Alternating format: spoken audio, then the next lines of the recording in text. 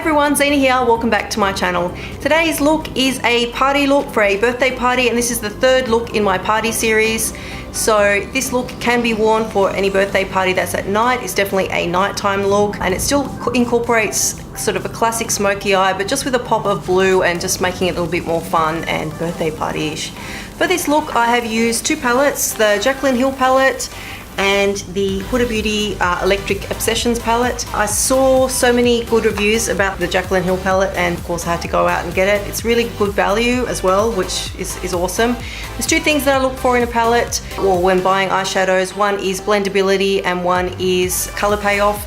And this palette delivers beautifully on both of those. I was especially impressed with how well the colors blended together and so easily and so beautifully. Recently I was also watching a Tati Westbrook tutorial where Tati actually does a review on this Huda Electric Obsessions palette.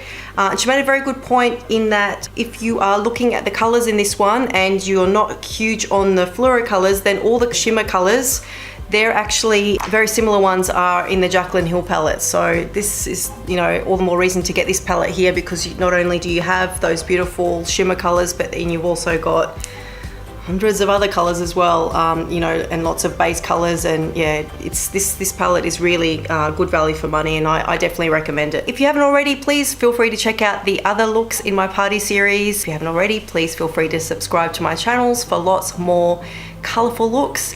In the meantime, let me show you how to get this look.